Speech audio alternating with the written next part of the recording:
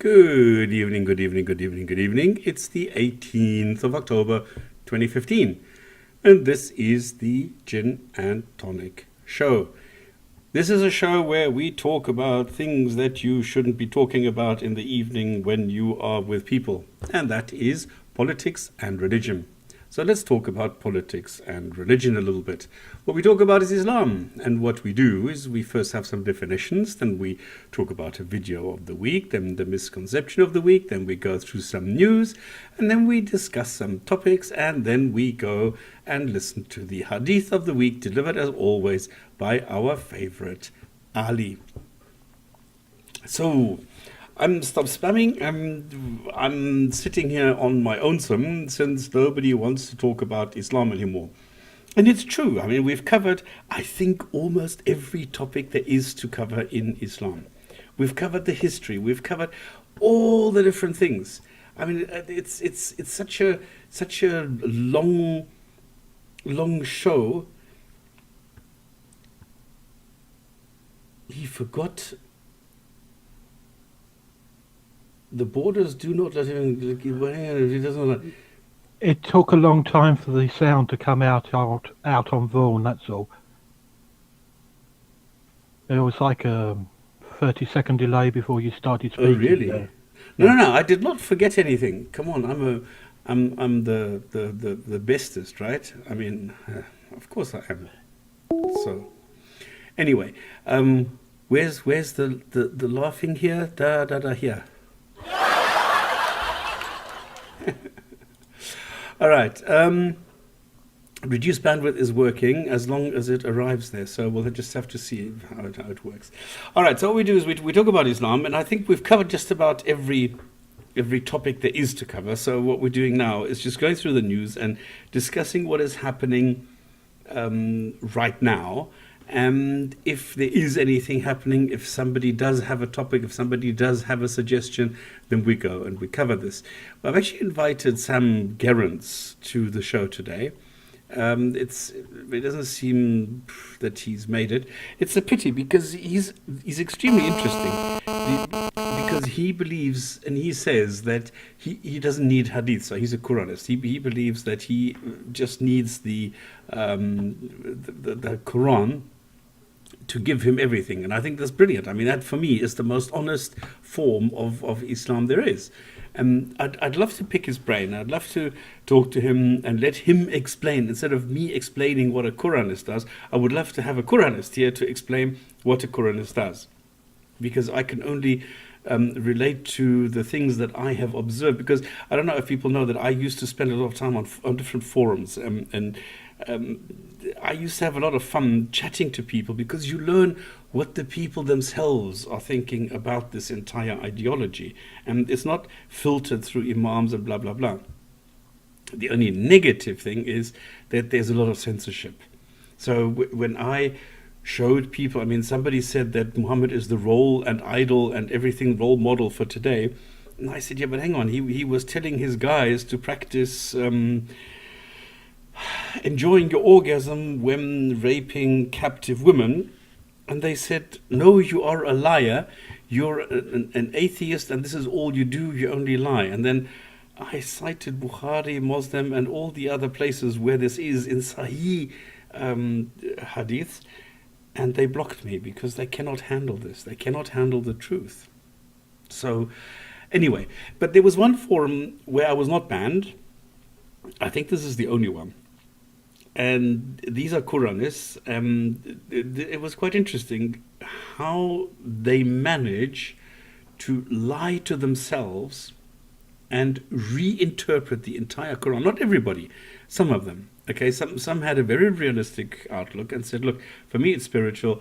I don't take any advice and stuff from the Quran. I just take the knowledge that there is a God who looks after everything. This is like Superman and Batman combined, and that is it. And this is how they see it. That, in my eyes, is the only way to look at a God today. Somebody, the comforter and the fixer of the unjust and things like that. Otherwise, there's no use for a God. Anyway, and if you go into the argumentation from a Quranist, then it makes a lot more sense than if you go into the Hadith. I mean, the Hadiths are really crazy. I mean, as we all know. So this for me is the more realistic. And this is why I would have loved to have him here. If this is like a shout out, okay? If anybody wants to go and see what he does, and he's, I mean, other than Sources, for example. I mean, Sources is an idiot, all right? He's just learned, like being an actor and using big words. And this Sam Gerrins guy, no, he's actually quite intelligent. He knows how to articulate. He can explain. He can talk, and he can tell you about things. And this is something that I value. So it's a pity. So maybe I can still we'll see him here one day. We're talking about Islam. Now, what is Islam? Now, this is more complicated because Islam has a goal, all right? Actually, it has two goals. One is establishing a caliphate, and the second thing is establishing Sharia. Now, if you install, and just for everybody who is new, I don't say Quran, and I don't say Sharia and things like that. I use the English version. The same, I don't say Moskva or Khruntep, or I use the English words, the English versions, okay? So I will say Quran and Sharia and Hadiths and funny things. Yes, I do know that in Arabic they are different. Yes, I do know that the Islamic God can only speak one language and is quite incompetent in anything else. But I don't use it, okay? I don't see any reason why I need to go and pretend that I speak ancient Arabic. I don't. And this is why I will just carry on with this. So, Islam wants a caliphate and Sharia, and this for the entire planet. So that makes it a religion which is sitting in the middle, and this religion determines all the other elements. So in other words, you have a social political system, you have the ideology, you have the worldview, you have the way of life, you have all sorts of things which are all determined by this religion. But Islam as such is not just just another religion, because there are so many elements which go into the worldly aspect, which is why I call it a political ideology. So what we hear, what we see, what we have, what we're being told is that Muslims are the superhumans, dominating the entire planet better than anybody else. And this is based on the interpretation of a book, the Quran. And because the Quran is vague and ambiguous, you need secondary texts, and these need to be interpreted as well. So the whole thing with Islam being interpreted means that you have as many versions of Islam as you have followers. So we don't really know how many followers there are, but that's the number of different versions of Islam that you get. So in other words, there is no the Islam and there is no the Muslim. So this is something that we need to appreciate, and these are the three things that I always try and explain about any discussion about Islam. Number one, there is no such thing as the Islam or the Muslim. Number two, it is not just a religion, it is actually a political ideology with very, very concrete goals. And number three, Sharia is based on the Quran and the Sunnah and is not a fixed body of like legal texts. It's also down to interpretation. So if we go on all these different aspects, I think we're a lot closer to understanding Islam. So the video that I've selected this week is one by Dark Matter 2525, and this is quite an ingenious little thing. It's called Religion versus Reality. So if you type in Dark Matter and then Religion versus Reality, you'll get the video. I don't know if I can put the link with the description in the archive. So if you want to see it later, you can go to the archive and get the link. Because why I say this is quite neat is because it shows the ridiculous gullibility required to sign up for a God membership.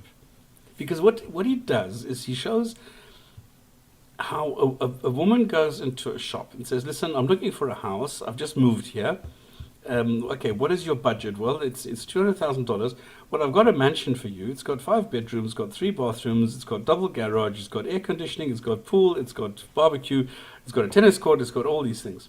"Yeah, but I can't afford that." "Well, it so happens you can't afford it. You just need to believe that you can afford it. Just sign here."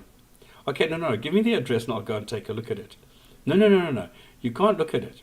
I'm telling you that it's a great mansion. And the owner here says it's a great mansion. And it says you'll be very happy here. And this is exactly what you need and this is exactly what you want. Yeah, but hang on. I just want to take a look at it first. No, you can't. Well, I want to compare it to others. No, there's no other. This is the only mansion that you can buy here in this area, and I am the one who is going to sell it to you, and this is the only one, and you need to decide now, and then if you sign here, then everything is fine, and you're going to be good to go, and everybody's going to love you, and you're going to be part of the community, and everybody's great. And she says, no, I want to look at it. And he says, well, you can't do that. Now, either you sign here or you can fuck off. So she decides, well, I'm not going to sign a mansion and $175,000 without first looking at it. So there's a bit of skepticism and a little bit of rational thinking left over. And she leaves. And then outside, a guy comes and says, listen, I hear that you're new. I've got something for you. If you sign up here, then we're going to provide you with some spiritual good feelings, and we're going to make you feel good, and we're going to give you comfort, and we're going to console you if there's a problem like now with the house. Then I'm here for you, and that is all you need to do here is sign up, and then when you're dead, you will get a reward, and then even if you don't get the mansion here, then when you're dead, you will get the mansion. Oh, that's a good idea. Okay, I'll sign up. Showing that people sometimes, when it comes to certain things, they simply switch off their brain. And this is what happens. And then suddenly you become like a blundering idiot, like a little kid.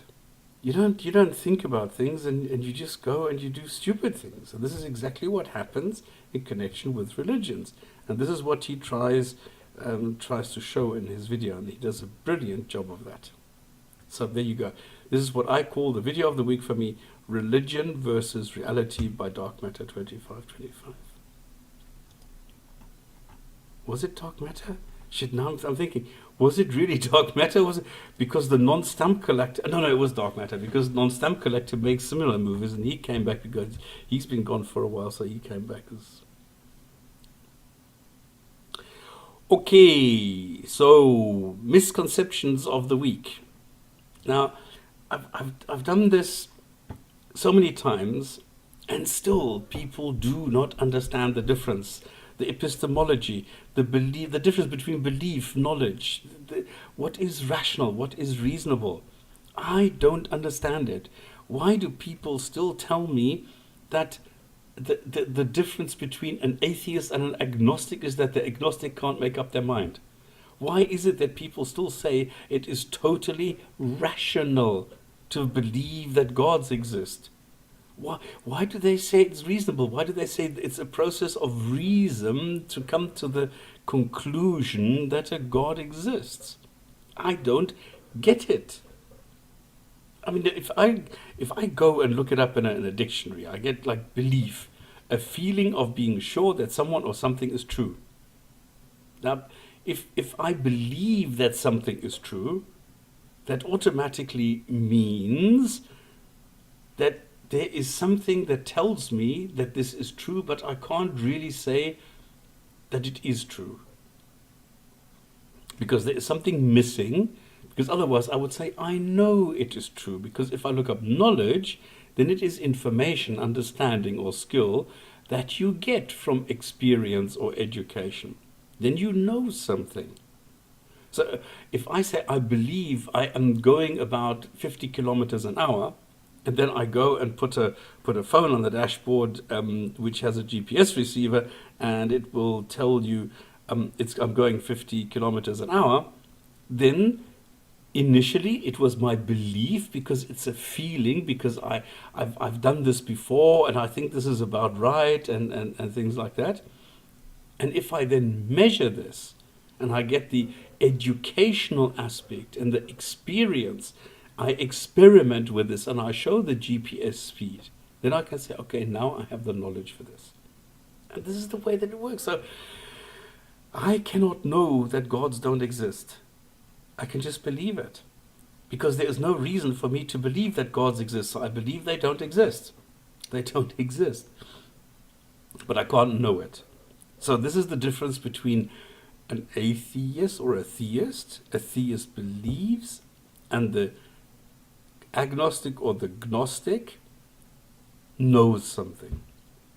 And there's somebody who actually made a very good point. I noted it down here. Logic Bob. I don't know if you know Logic Bob on YouTube. Now, he came up with a very, very nice approach explaining exactly this. And he says that atheist and agnostic are two different answers to two different questions. So he takes it the other way around. He says it depends on the question on who is going to answer this. So theists or atheists answer this question, do you believe in God? And gnostics or agnostics answer the question, do you know whether or not a God exists? So this approach maybe makes it clearer so that people will know what it is that we're talking about if we say agnostic or atheist. So do you believe in a God? Then the atheist will answer. And if you ask, do you know whether or not a God exists? Then the gnostic or agnostic will answer.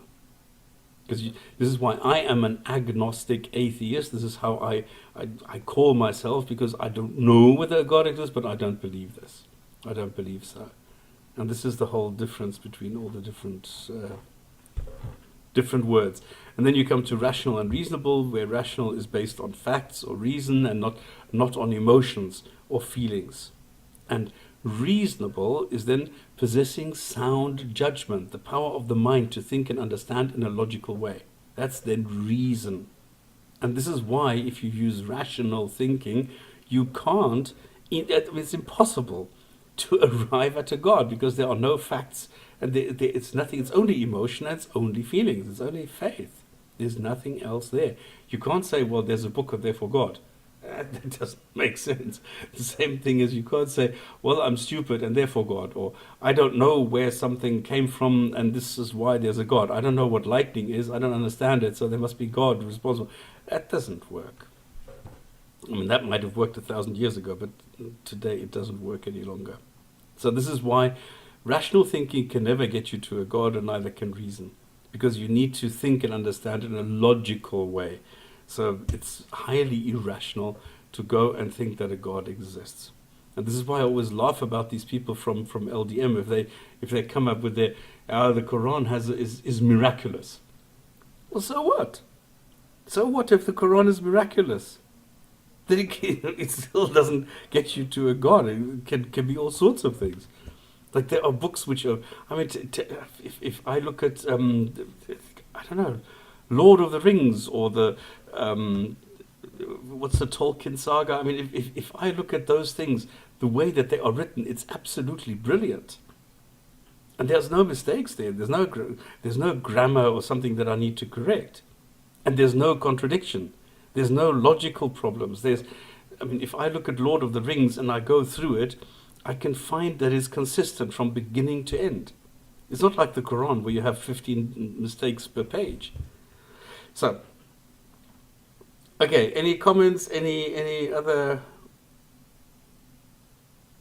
questions, anything on that? Sorry, say again? Like, does anyone actually know what a God is? Does nobody actually know what a God is? That's it. Does anyone actually know what a God is? No. Okay. Again, if I need to be agnostic. I need to say I have never come across anyone who could tell me what a God is. I have never heard a definition of a God. Because I have no clue. Like, is a God a species? Is it a title? Like, is a God of God because it creates, and so it creates just by its very nature? Or like, I don't know. If I went to, if I got like some state-of-the-art lab, combined the DNA of a beetle and a rodent, created this brand new life, and they started calling me their God, would I be their God? I mean, because not every human will be a God, but in that sense, it'd be a title, and I would be their God, in the sense I'd be their creator. Yeah, I think it was Sam Harris who said that any species that comes along with reasonably advanced technology, we would consider as a God. Yeah. Well, that's not even advanced technology, though. This is an actual hypothesis where I've created brand new life, and this life is intelligently designed. It would not exist without me. I am the creator of life. Yeah, but then we can create flies and butterflies. So what are humans? Are humans now their own gods? Well, I don't know. I mean, that's the interesting thing. It's like Socrates was a man, but not all men are Socrates. I am the god of this particular people because I created them, but not all humans are creators, and not all humans are gods. So, is a god a title? Is it a species? Is it like what is a god? I don't even know what a god is. Well, this is my problem. I also don't know. I know that people use it as a title. I call it a function. Okay, I call God a simple function because a God has different functions, actually. One is this creation aspect. In other words, somehow, somewhere, the universe appeared from the interaction between something and this God. And now he has this supervisory function. In other words, he goes and gives the guy down the road a promotion. He goes and effects soccer games and football games and tennis matches and all sorts of things and Formula One races. And then on the other hand, he's the one who, if you do something wrong, he will catch you because he knows what you're thinking, knows what you do, what you have done, and knows what you will do in the future, and still punishes you later. So this is. So it's kind of like side by side with Santa. Yeah, so yeah. That's exactly. That's why I cannot see any difference between gods and Santas. This is for me the same thing. I would offer that a god could be defined as a supernatural ruler. Yeah, but what about the creation function? Can't be human. Has to be out of this world, other being, etc., etc. Has to be a ruler as well. How can it be out of this world? The rulers that I know are part of this world. They need to go to the toilet. Non-human. You can't have a god that's a human. Why? Because then it wouldn't be a god. Species, and they worship me as their god because they would not exist without me. I'm their creator. Then, like, you would just say to them, "No, hang on. Yes, you're right that he created you. You're right that everything you're saying is right, but you can't actually call him a god." I'm sorry, you broke up. So just with my little scenario where I create brand new life and they worship me as their god because I'm their creator, would you actually say to these people I've created who would not exist without me creating them, no, everything you're saying is actually correct, but you can't call him a god? Have you been able to defy the laws of physics? Well, if you're able to defy the laws of physics, then you're a god. Yes, I can pick up this piece of paper. I'm defying gravity. No, you're still working within gravity, aren't you? Because you're lifting it, mechanical processes. Okay. You'd have to be able to lift up that piece of paper without using anything in the laws of physics to do so. For instance, stopping the sun doing its revolving around the earth without everybody falling off the planet. Stuff like that. Well, Superman could probably do that, but Superman isn't a god. Superman never done it. No. I get the idea. It needs to be a human being. It needs to be in reality. So if you're taking reality, you cannot move outside the realm of physics in reality. But a god must be able to do so for some odd reason. I do not know why. Why does a god have to be outside this reality? Well, gods were never outside of this reality. This is a very recent development because God gets pushed back and back and back and back and back and back and back. So the whole, exists outside this reality. This is correct. Modern. Correct, because if you look at Zeus and all those people, they were very much inside this reality, and then they got pushed out until they were no longer part of this reality until they were outside of this universe. Even the Abrahamic God, though, God of Abraham, the God of Moses, he used to be a volcano god. He lived on a volcano, then he lived on a mountain. I thought it was Zeno. I believe the mountain that Moses spoke to him on is supposed to be the mountain that Yahweh actually lives on. And then he went to be sitting on clouds, and then we developed planes, so he's somewhere in space, and now he's outside space and time. Yeah. And it's just pushed back and back and back. Although if you're a Mormon, Mormons believe that God lives on his own planet. Yeah, it's quite weird. And what I find especially baffling is what the Muslims are saying. Is that they're saying, well, it needs to be a powerful God. Why?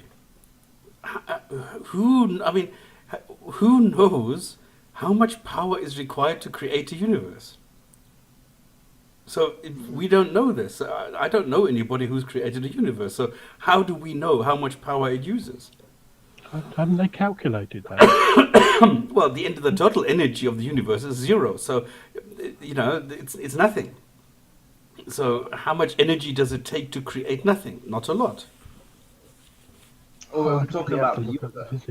There's kind of this way of thinking that the universe, as it is right now, as we exist inside it, was the start of the universe. That the Big Bang was the birth of the universe, which is no. That's not. No. Big Bang. No. Oh goodness, I hear this so many times. The Big Bang is just our limitation.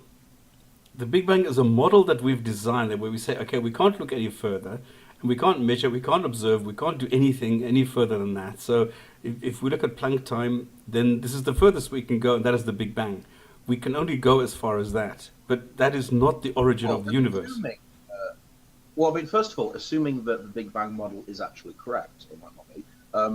Yeah, I don't know enough about astrophysics to really give an answer, but assuming the Big Bang model is correct, and there was a singularity, but let's call it a bang. No, there's no singularity. No way.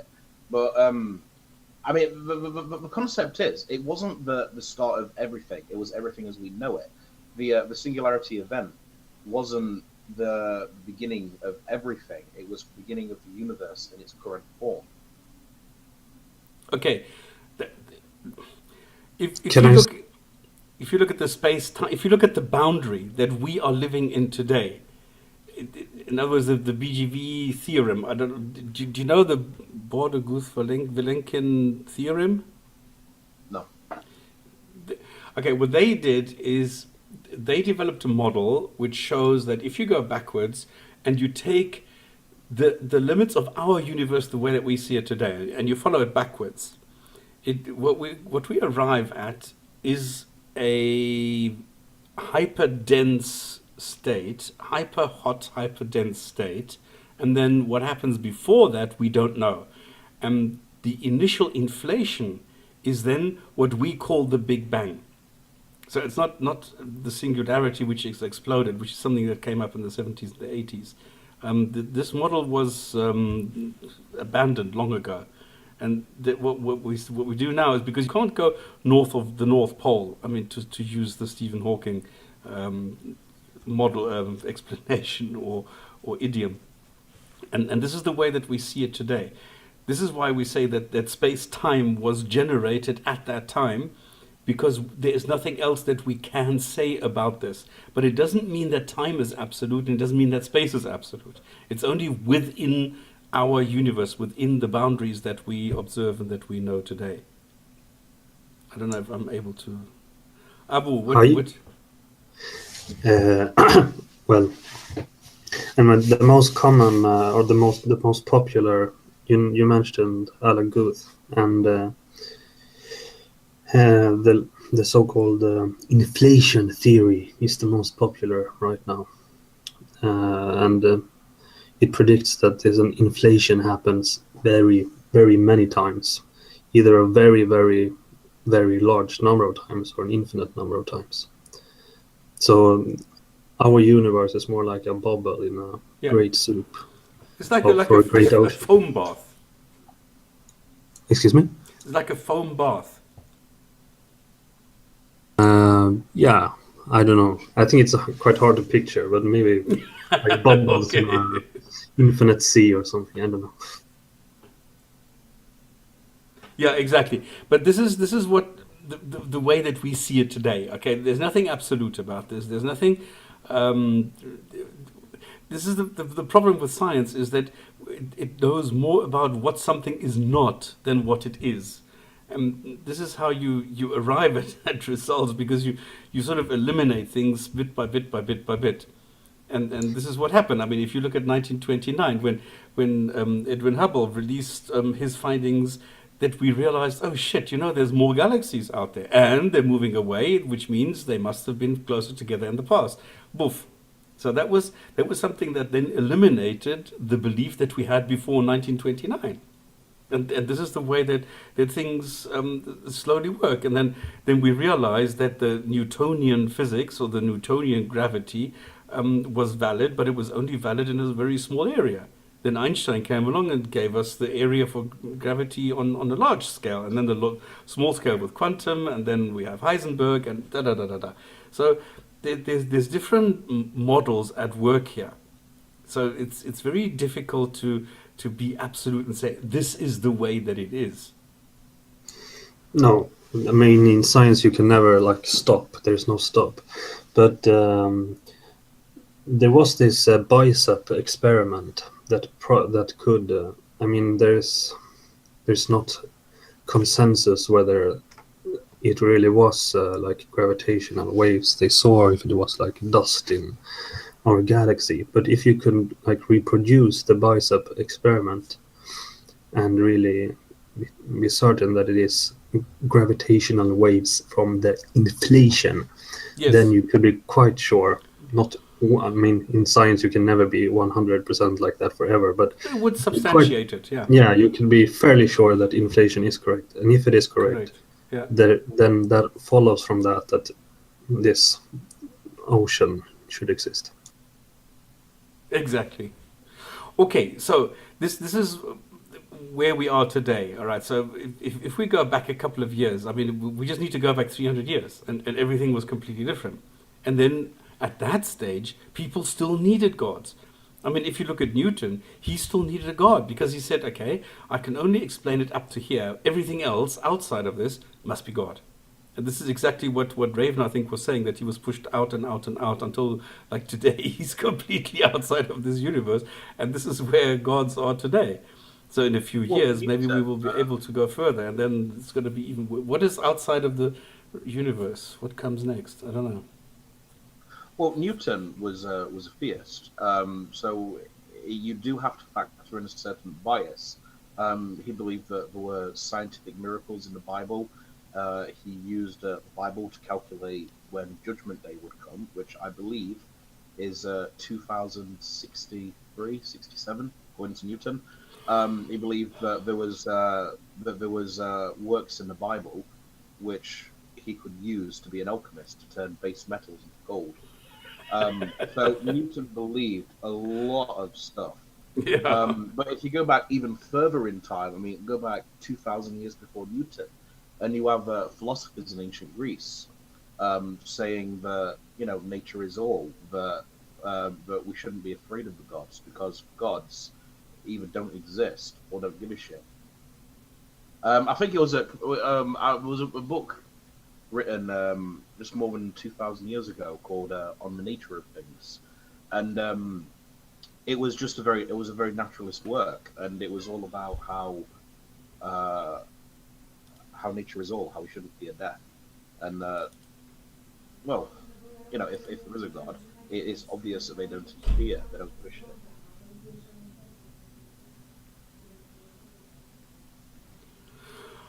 Okay, so have we covered that?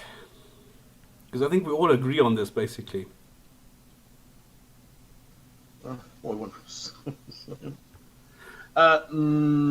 I don't agree with GPZ Silent. I think if I created natural people, then I could probably be classed as a god. The fact that I'm not breaking the laws of physics, I will be quite happy for them to worship me as a god. Yeah, but then you are breaking the laws of physics, because you are creating something. I mean, you can't create organic life. Can't you? No, you can't poof something into existence. This is the whole point. If I got the DNA of a beetle or the DNA of a rat, and got all that, like all these different bits of DNA from different creatures, combined them together, and then created new life. Do you know who Craig Venter is? No. That you can't use because he used existing life to modify it. He created new species, absolutely, but he didn't create something from scratch. Well, he imitated it, but he created a completely new life form. And then create us from mud. So you were both talking. Abu, just finish your sentence. Raven, just wait a second. No, but they created a completely new life form. They just like mimicked it. But it was a new life form.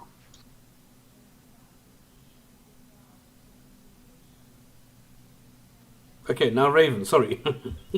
I can't think of a single religious belief which actually says that we were just created from scratch, that a god just blinked or snapped their fingers.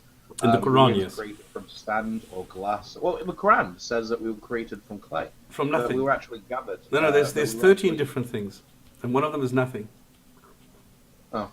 Well, I know there's a clay one. We were created from clay. We were created from water. But I can't really think of a single religion. And I would include Islam because it also does say we were created from source material. But I can't think of any religious belief or mythology of human creation that doesn't use something to create humans.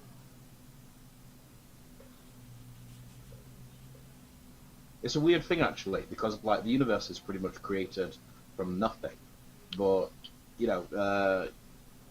but humans themselves and animals seem to need some sort of basis to be created from. I would say, what about the Aboriginal belief? I know it's something to do with dream time, but the only long ancient pictures that they drew just had them being ferried across the water by the mother. There is no creation before that.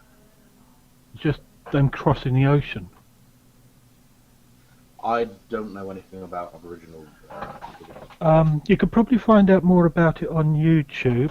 There was a BBC documentary. I'm looking at the DVD collection of mine. The Incredible Human Journey is what it's called. I'm pretty sure you'll find the whole series on YouTube somewhere. And one of the episodes does look at Australia and does look at these drawings. They're something like 20,000 to 40,000 years old. And that's pretty old. Most of the other Aboriginal stuff goes back to about 10,000 years.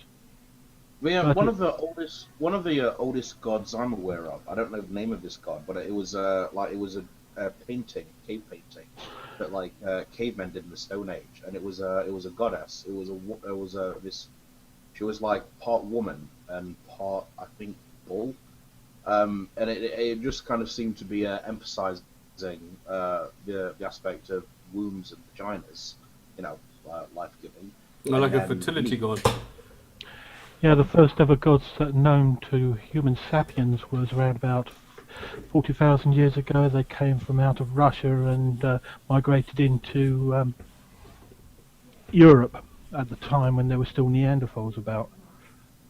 Mm. So, I kind of wonder. I am sort of wondering if throughout human history it actually was the rational thing to believe in gods. I mean, we evolved a certain way. We actually, I mean, humans by our nature, we're not naturally logical. If we were a species evolved to be logical, like Vulcans, I mean, we would all be math geniuses. The reason that we find so much of reality confusing is because we haven't developed to use our brains in that way. We're not wired for it. We're pattern-seeking mammals. Like we see patterns in things that don't have patterns. Most of what we know, particularly in the modern age, a lot of it does sound insane. You have photons and particles that pop in and out of existence that can be in two places at once. It sounds insane. And even if you think of the stars in the sky, like I can look at the stars. There's a star right there, and then at the same time you think of the fact that most of these stars that I'm seeing are long dead, and it's just only now that their light is coming towards us. It sounds insane to a human mind. Like, I can see them; they're right there. What do you mean they don't exist? Like, we haven't evolved to be rational. Well, I can't really go into that side of it, but I do know that what they call it? I forgot the name of the discipline, but the human brain has evolved in the last 100,000 years, and there is a theory that it's evolved at certain key points. Was it 60,000 years ago, 10,000 years ago, and somewhere in between? Great leaps of change occurred. That's all I can really say about it. I mean, you'd have to look up the... it comes in waves. The human brain has gone through an incredibly fast evolution in a relatively short space of time. And other parts have not. Well, no, Well, not according to my email. Okay. Sorry. I just looked up, and yes, I remember this correctly, because there are different ways of producing humans in the Quran. So it's from earth, it's from fluid, it's from clay, it's from mire, it's from water, it's from dust, it's from, and then in 1967 and 5235, it says from nothing.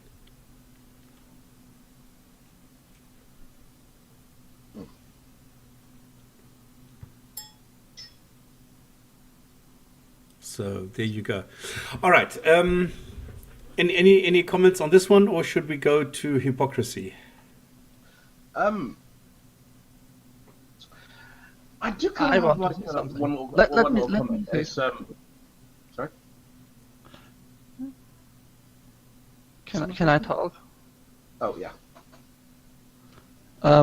It was about GPZ said about the evolution of the brain in the last 16,000 years.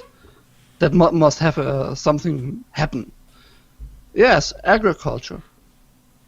Meaning people could sit and think about life and not only wandering around the world. So they had more time for just spending this time. The brain already evolved at some point. And the other thing is exponential growth. That means also in technology, because if you look what happened the last 150 years alone for the human history, I mean, we were going from steam machines to now computer civilizations.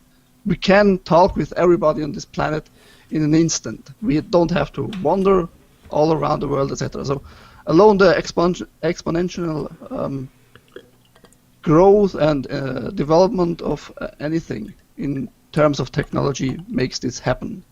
So the brain itself didn't really evolve much in the last 100,000 years.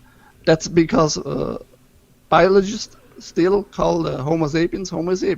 From that point on, they discovered about the volume of the brain. It's very simple. So there is nothing mythical or magic happened. It's just we had way much time as a human species. Well, I don't think, I'm not sure I would agree that because we had the time to sit around and think that this developed the evolution of our brains.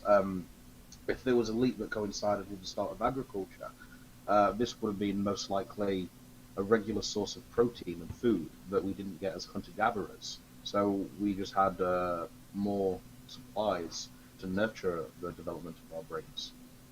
Yeah, but as our brains developed, so did the evolution of gods. Yeah, exactly. Well, I mean, to just say it like, we were sitting around talking, and that made our brains get bigger. It's not really something that you decide to do, where you do like a very specific thing, and then evolution sort of goes along with it. It's like, I mean, right now in Africa, there are elephants, more and more elephants being born and growing up that have very reduced tusks. And the ones that have very reduced tusks, we understand evolution. Can we go back to God, please? But they're the ones that are not getting hunted by the poachers for their ivory. Yes, this is evolution. We understand that. Oh, the elephants decided let's just grow smaller tusks. No, the ones with the smaller tusks are the ones that were more likely to survive and procreate. It's sorry, you want to go back to God? Yes, please, because I don't want to talk about evolution. Okay, any other thing about God? Who knows what God is? In some cultures, humans alone are gods. Yeah. There are some cultures, some tribes in Africa, they call themselves gods. Every single human is a god. Well, I know cats think they are gods, but that's about it. One of the things that I hear quite often from religious people is we have an inbuilt, innate belief in God. Bullshit. To believe in God is our natural disposition. Yeah. There are a number of people who don't exhibit that. I mean, I never had that natural disposition. No, But, I've refuted that so many times. Tribe. I don't know how many tribes it is, but there's at least one tribe, I believe, somewhere in the Amazon. Yeah, the That Pinaha. are quite famous because they have no innate belief whatsoever. This is the missionary guy from the Mormon that came there to convert them, and then he became the atheist.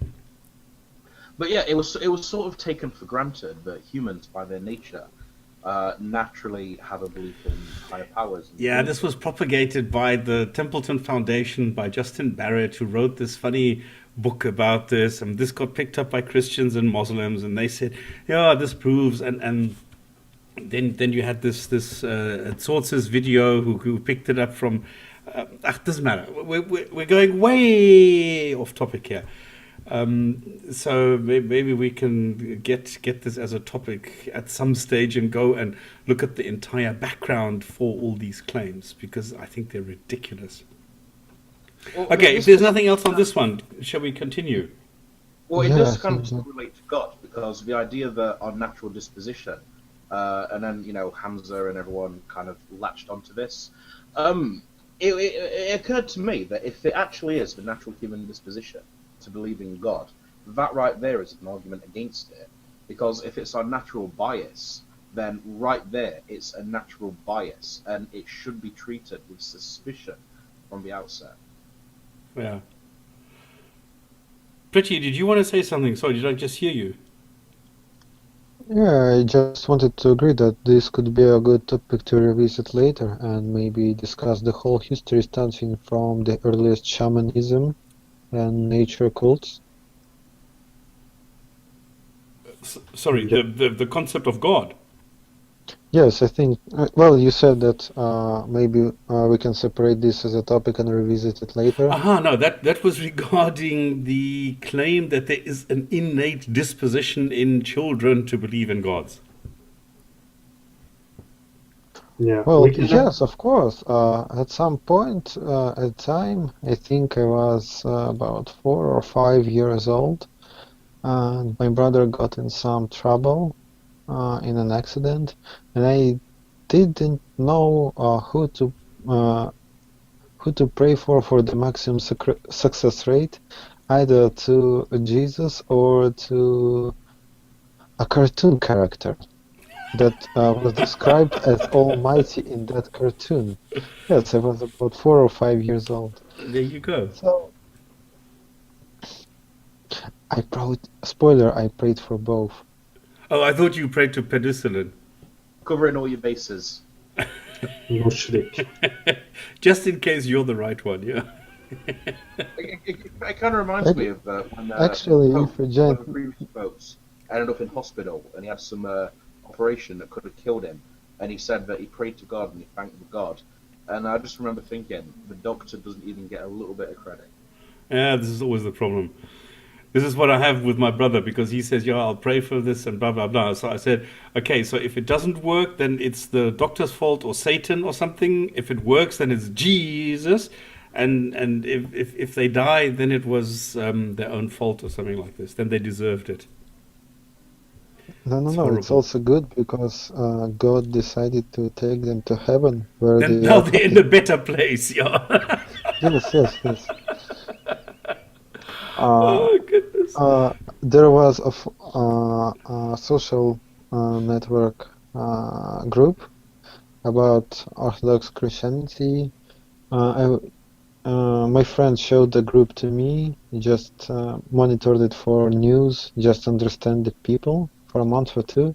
And in the comments, there was some guy that always praised God, and he praised him in all the accidents, so and all the horrible things. So kids die or a pastor dies, he said, "Praise God. His will is absolute." So praise to him, praise to... and everyone agrees with him because they cannot say anything against it, though they understand that actually the thing is horrible. Yes. Okay, well, I mean, William Lane Craig, I can't even say the name properly. William Lane Craig was also one of those who said, well, if a child dies, then God has a special plan for that child, and then the child is in a better place because this child is now with God. Whatever that may mean. I don't know why that is so positive. I don't understand this. I think he should eat more pasta, and the flying spaghetti monster will look after this kid much better than any other god.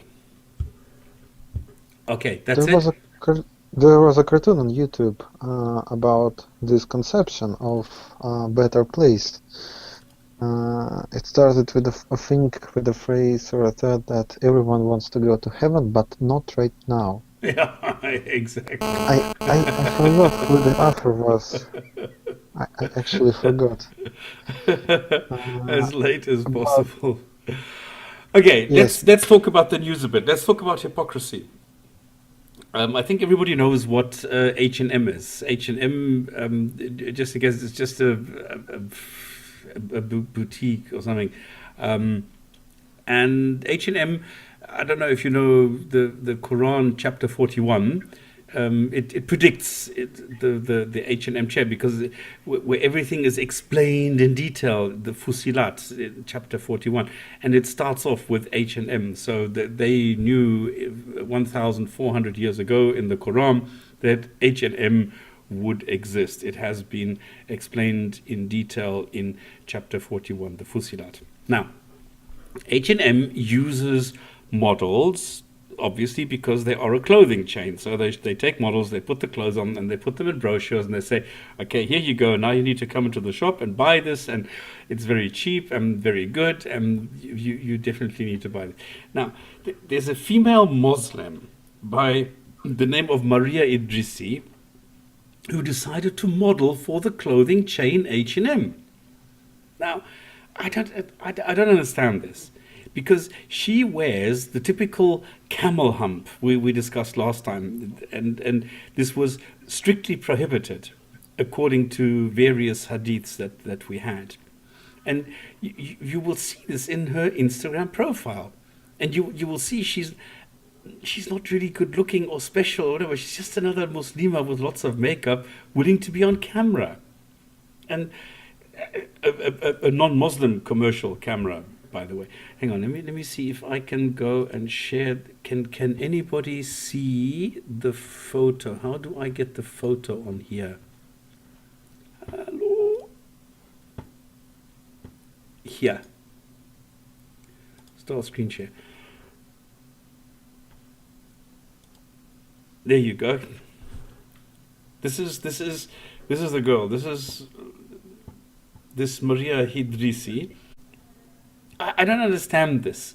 She laments that women in bags are ignored by the fashion world and completely ignorant of the fashion show Bill Maher put on when he had several models.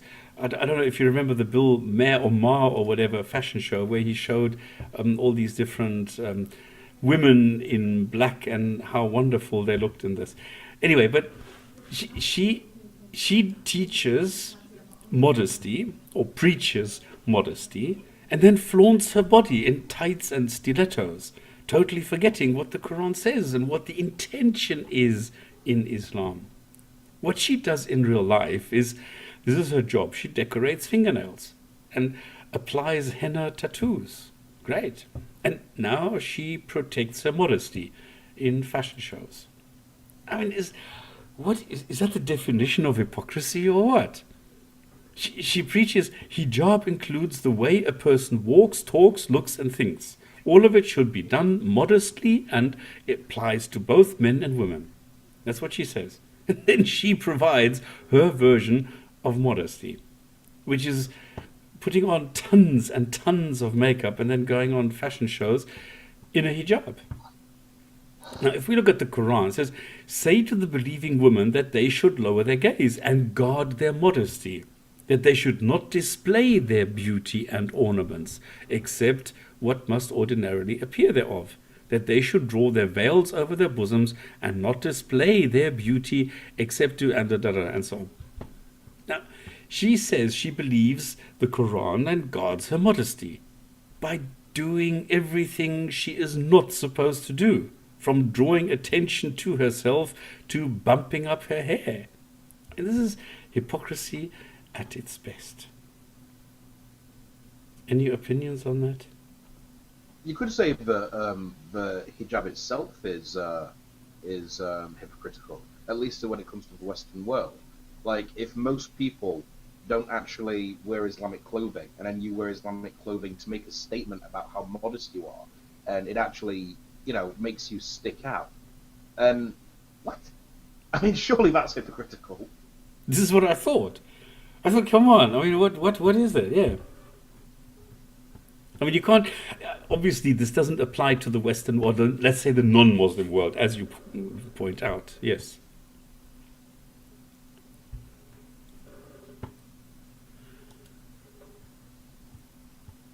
Oh, I think now you're.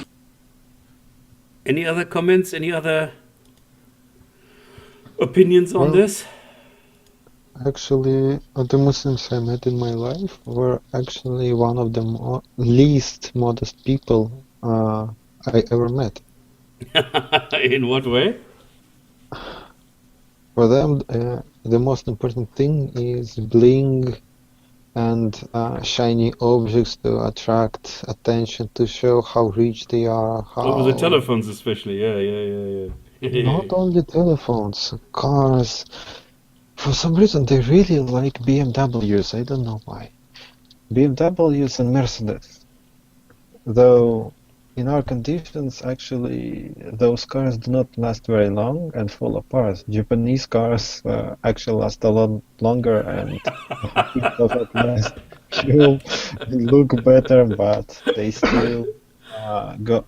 They even if they have not have enough money to buy decent clothes or decent furniture, they will go out of the way to buy some Mercedes or BMW and then ignore the rules specifically to show how important they are and that the road rules are not for them, etc. So. But you have this in China, you have this in several areas of this planet, that people love the BMs or the Beamers and can't even pay the bills for the electricity.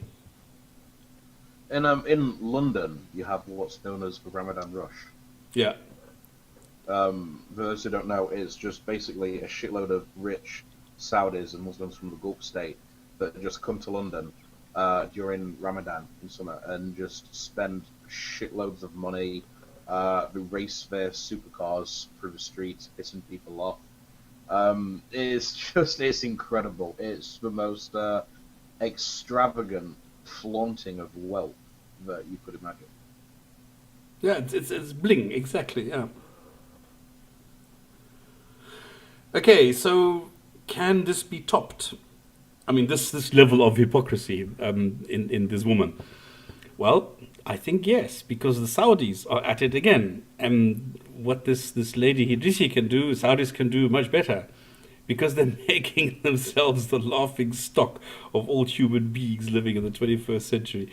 So, what are they doing this time? Well, they're educating people using 21st century programs, in other words, multimedia, to broadcast a 7th century lifestyle. What is known, I mean, and now get this is a quote, the Saudi Commission for the Propagation of Virtue and the Prevention of Vice. This is a government department, the Saudi Commission for the Propagation of Virtue and Prevention of Vice. That is the title of this commission, this department, this government department. They're also known as religious police. Makes it easier, religious freedom.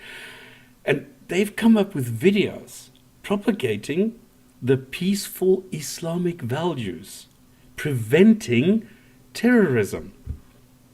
And according to these religious fanatics, this protects society from harmful input by adhering to the Islamic rituals, prohibiting evil and keeping the Islamic spirit, just like the caliphs 1,000 years ago propagated. I mean, it's ridiculous. And that's exactly why Muslims are running away from Islam in droves, or becoming, on the other hand, more fanatical and going apeshit. So I don't understand how this Saudi Commission for the Propagation of Virtue and Prevention of Vice, how making a couple of videos showing Islam and how this is supposed to stop people from becoming violent or whatever. I don't quite get this. Well, it kind of seems that they like technology, but they don't like science. We'll take the mobile phones, we'll take the internet, we'll take all these handy little contraptions. Yeah, and Nike tackies, because they give you a good footing when you want to behead people.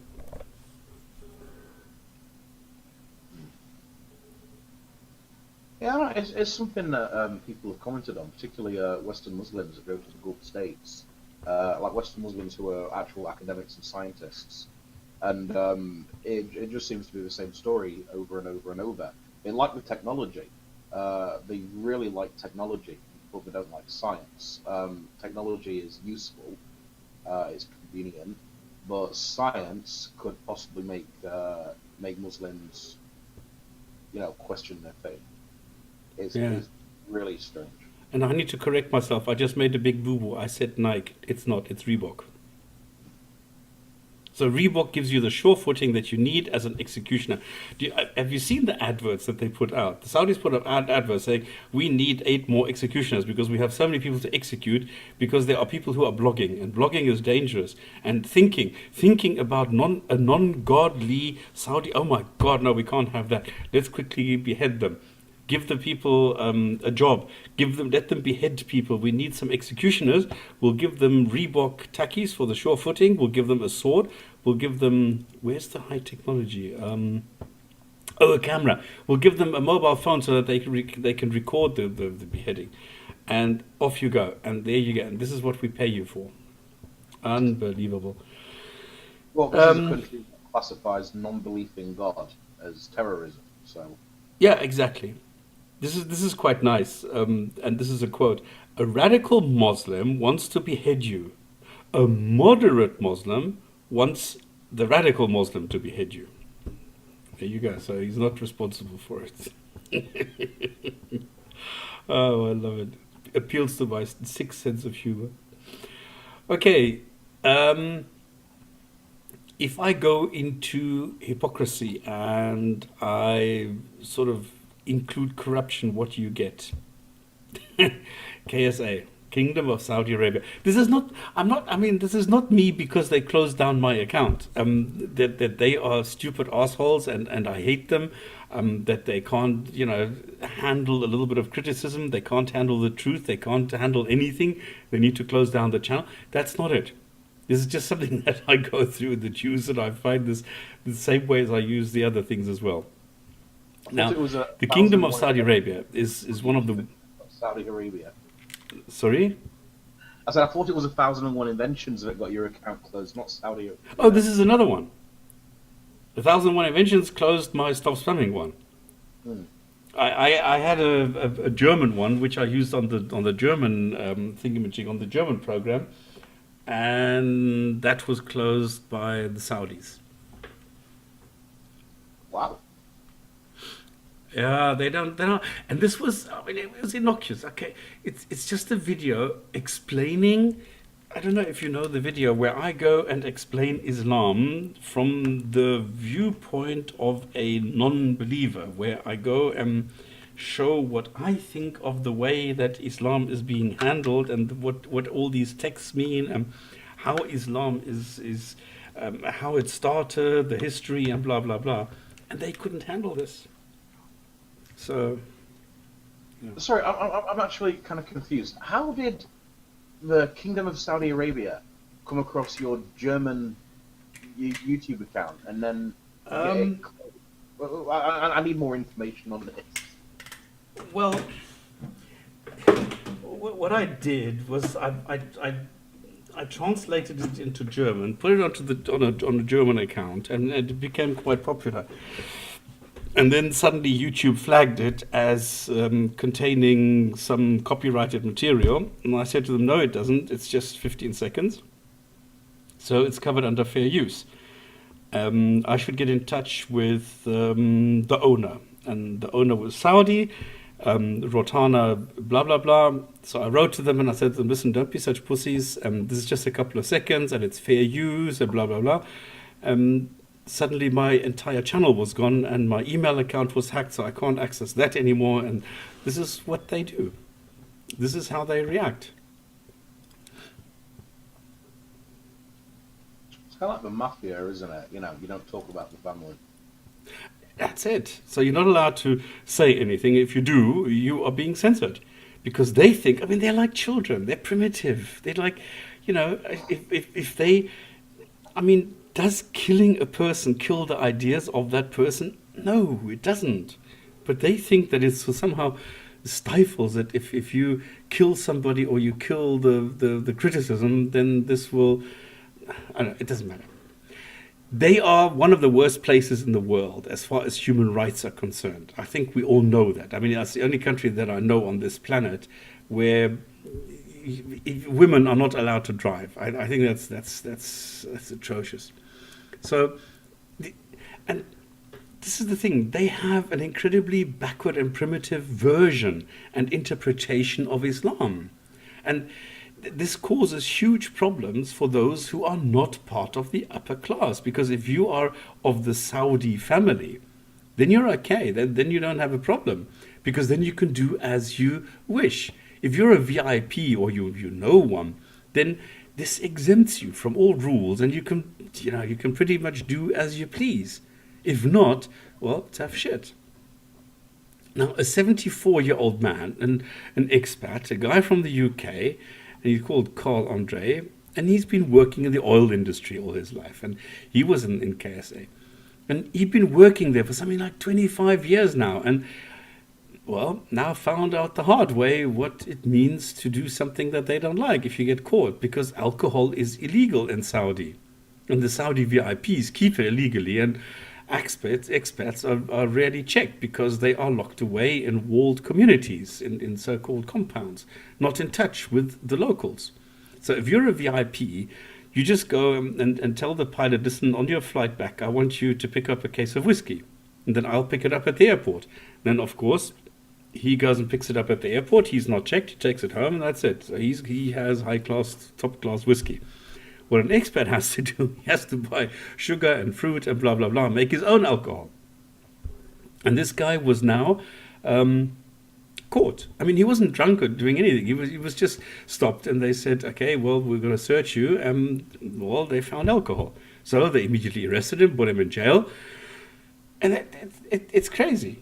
Now, everybody knows that the foreigners make their own alcoholic beverages, and they have parties, and normally people leave them alone because it's not worth it. But there is a risk that they can raid a party if it gets loud and out of hand and blah blah. I mean, we had this. I mean, who cares? We had alcohol, and we went skinny dipping in the pool. We had like a whole class of air hostesses come around, and I mean, what the fuck? Who cares? But he went to this party, and this is an old man. Okay, so he just went there to have some fun, and he's a cancer survivor. Blah blah blah, and that is it. They found some homemade alcohol, and he's jailed. And now, after 1 year in jail, They don't say, okay, you've been in jail now for 1 year, now fuck off. No, they want to flog him on top of it, insisting that he needs to have 350 lashes. I mean, it's crazy. It really is. I can't understand this. And this is not because Saudis closed my channel. Okay, I need to say this again. You have your punishment in dunya than in akhirah. Don't you understand? Sorry, say that again? It is better to have your punishment in this life than in the afterlife. The afterlife is much worse. So you're actually making him a favor. Well, I mean, Well, from an Islamic basis, like a Sharia basis, I thought the majority view is that these are rules that apply to Muslims. You know, like if it was a Sharia state, then I mean, I know there are differing thoughts on this, but I thought the majority was that like non-Muslims would not be ruled by Sharia to a certain extent. Like, you know, Muslims will be prohibited from alcohol and pork, but non-Muslims wouldn't be. okay, I'm sorry. What is your point? Well, no. First of all, I'm just kind of curious if anyone knows if that is the majority view, and if because it kind of relates to what you're saying, that you said that everyone pretty much knows that they do this behind closed doors, and it's Yes. kind of just accepted as long as it doesn't get too out of hand. But from an Islamic basis, because Saudi propagates itself as a theocracy, a theocratic state. So if this bloke is not a Muslim, couldn't he actually just like ask some scholars or some clerics and just say, well, you know, according to Islamic teachings, I'm actually not a Muslim, so, you know, help me out? No, the way that it works is if you enter the country, you submit yourself to the rules. Mm. That is the way that it works. Because what happens is you get a residence card, like even in other places, alcohol is limited. Okay. Now the funny thing is, alcohol is not prohibited in the Quran. This is a misconception. A lot of Muslims believe this, but it's not. But somehow they still seem to think that alcohol is banned. Then they say, all right, because it is banned, then everybody needs to be banned. I have a bottle here. Actually, it's a can of beer, which I keep as a memory, because it's the only beer that you could buy, which is non-alcoholic beer. Even though it still contains some alcohol, but you can only buy this kind of beer, and it's called the Royal Beer. It's stupid. It's Arabic beer, which is just non-alcoholic beer, and that's the only thing that you can buy. And everybody agrees that. I mean, this is the one thing that a Muslim will tell you: you must fast during Ramadan. You must skip lunch during Ramadan, and you need to go and not eat pork and not drink alcohol. So there you go. Now, this guy was not selling or corrupting others, okay? Just to be very, very clear, none of that, all right? And the reaction of a Muslim, as a comment, a Muslim said, it is okay, because is it okay to sell drugs in the UK? As though this was comparable, really. I mean, this is... So a lot of Muslims actually agree with this, and they are saying, if it's not okay to sell drugs in the UK, it is not okay to drink alcohol. Even though this guy was not selling, the guy was not corrupting anybody else, the guy was only taking some alcohol for himself to a party. Well, there you go. Okay, then let's go to the next... Sorry? One of my favorite examples, about alcohol and hypocrisy, I also mentioned it earlier in the show, was actually told me by my basic military training teacher in school. He went through service in a Muslim country, I think somewhere near Afghanistan maybe, and he told me about this specific, how do I say it, plot twist. Yeah, as you already mentioned, they are not allowed to drink alcohol, but they take a teapot, pour wine into it, or vodka, or I don't know how to say it, whatever Jack Daniels is, but in local equivalent. Just pour it there because it looks like tea, and then pour it into teacups and drink it as if it was tea. Oh, shit. And Yes, Oh, wow. because it looks like they're drinking tea. Yes, of And course. yeah, Amazing. But I mean, It's I've told this story so many times of our neighbor. So yeah, you see, there you go. It's a color of tea. You know, it's literally only just occurred to me that what I'm drinking right now could probably be disguised as tea. Yeah, but you don't drink your tea with ice. noticed that before. Ah, come on! You always get this in the movies. If the guy orders whiskey, he gets tea. I mean, that's okay. I don't think we've seen that in a I don't know. Did you already mention it, or well, I heard a story like there is, I think in the Emirates there is a human-made island, and if they go to the island, they can drink alcohol and do whatever they like because this land was not created by God. Instead, it was created by humans, Yeah, or something like that. yeah. You have this. I mean, you have this in Qatar as well. You have this in Abu Dhabi, in Dubai. Yes, because it's a different law there. Yeah. We're talking about closing that down, though, weren't they? I don't know. This I don't know. I mean, I must admit, I don't go there because it's too expensive. I went there and I had like a starter because I was really hungry, and I got 3 little strips of something, and I paid €25 for this.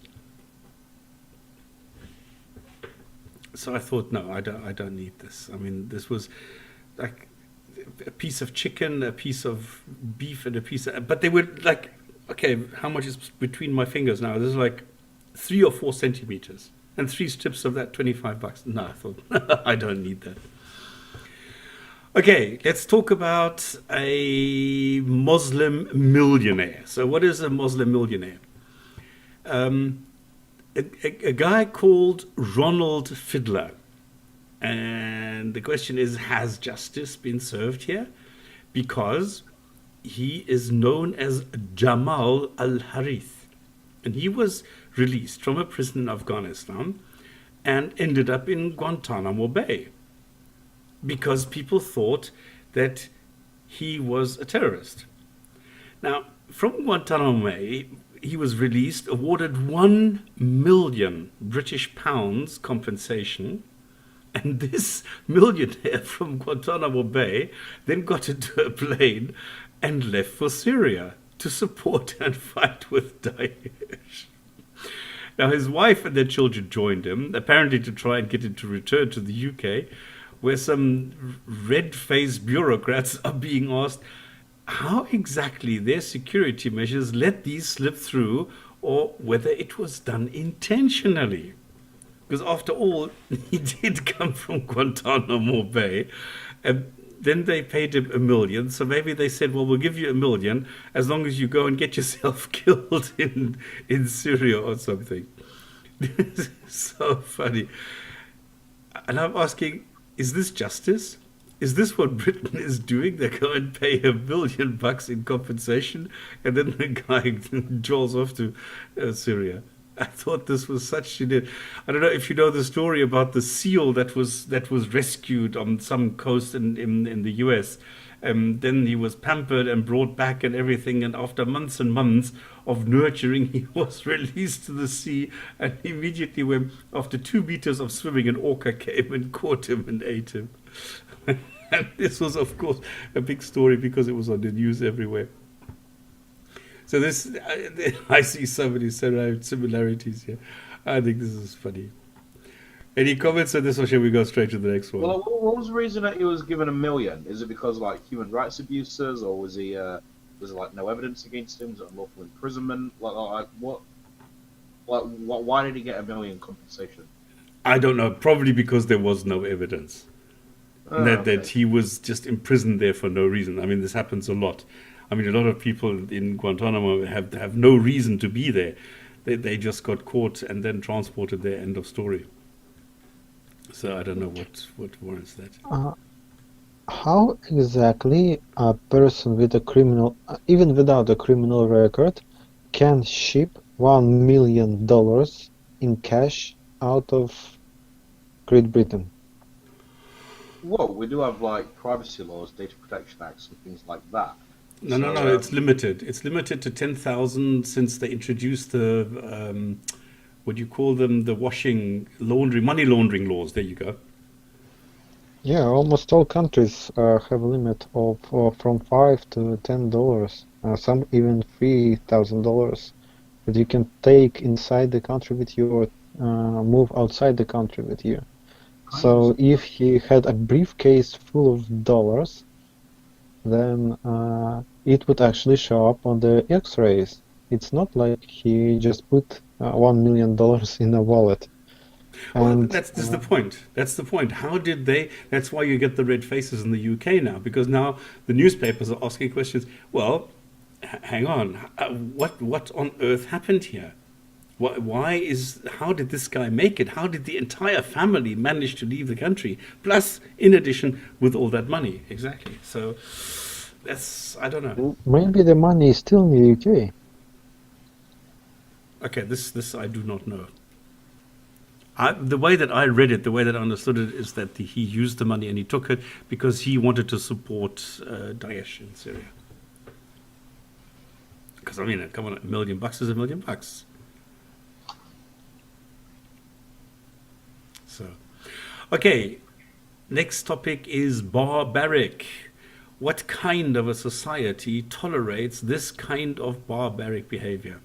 An Indian house worker complained about, oh, hang on, I see this. Indian maid suffering from mental disturbance to Saudi police. Okay, I don't know if this is the same one.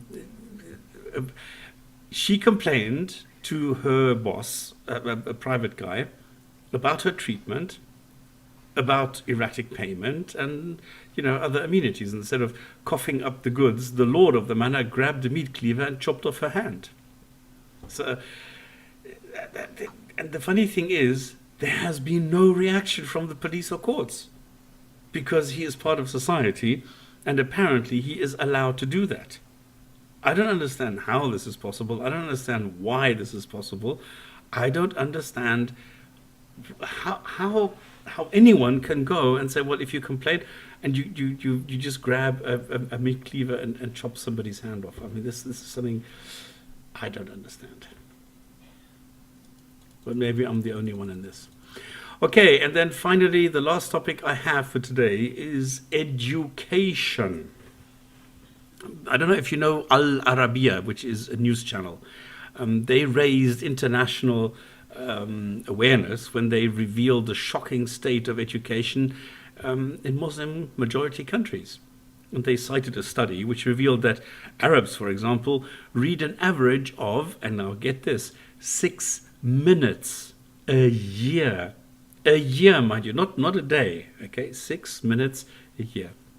And a few years ago, I did some research and found that some amazing numbers where UNESCO stated that some 10% are illiterate in the country with the highest level of education, the UAE.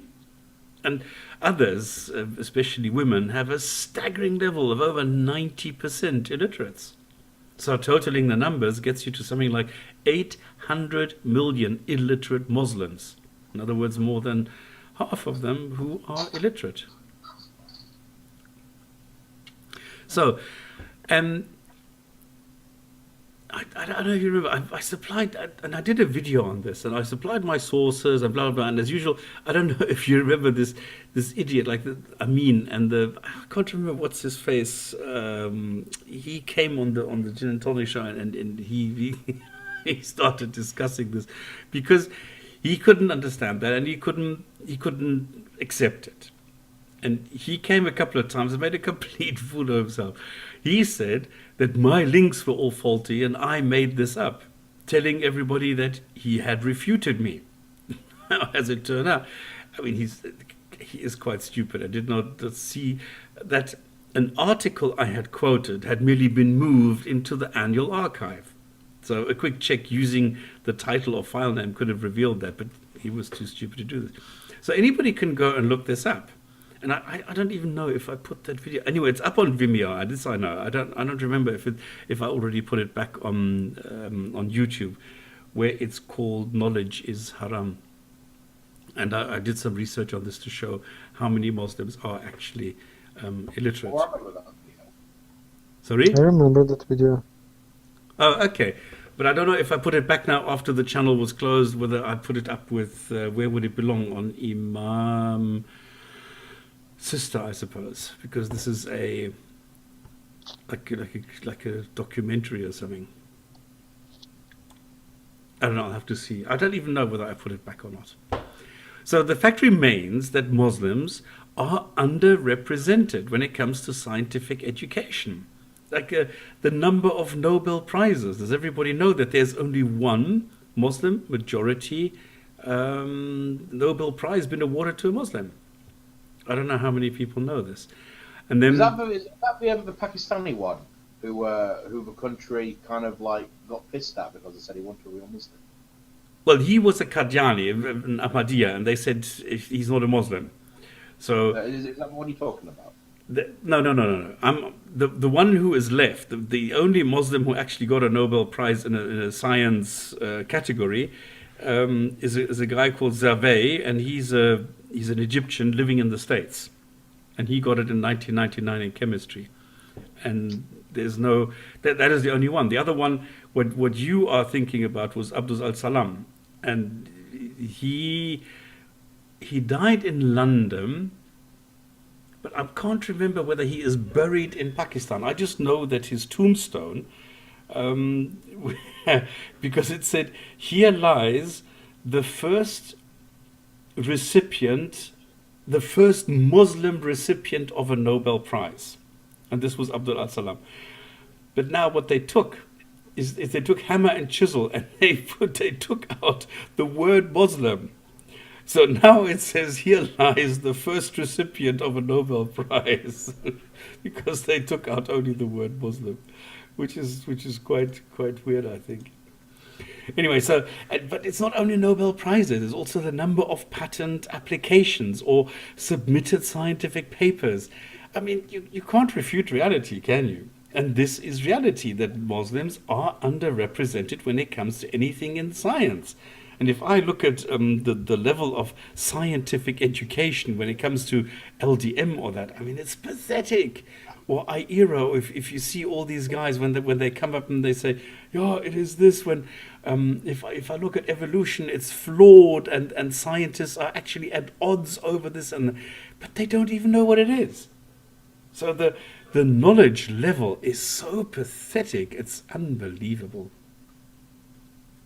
I can't remember. Any Richard Dawkins did a tweet like a year or so back, and he was actually talking about how many Muslim Nobel Prize winners there were, and lots of people got pissed off about this. You racist, you Islamophobe, and I saw it was an article in the Guardian written by a Muslim woman in response to this, and rather than actually taking the issues that were stated or acknowledging anything, she just did an article on why Richard Dawkins ruined her Ramadan.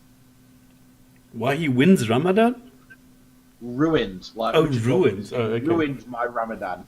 Oh, okay. Yeah, the truth It was absolutely amazing. It's like, there's so many things you could do. You could actually acknowledge it. You could actually look into the reasons for it. But it's like, no, I'm just going to write an entire article in The Guardian slagging off Richard Dawkins because you ruined my Ramadan. Yeah, reality can be daunting. Okay, any comments, anything? I actually did want to ask something about the previous thing about that Indian maid. Okay, carry on. I'm going to go get myself a beer. You carry on. I'm listening. Well, I mean, you hear so much about the abuses that go on in Saudi with anyone that's not Arab, like when Desis are abused, Filipinos, Indians. You've got to wonder, why do they keep going? Like, do they actually know the likelihood of abuse that they're going to suffer? Or, like, I don't get why they keep going there.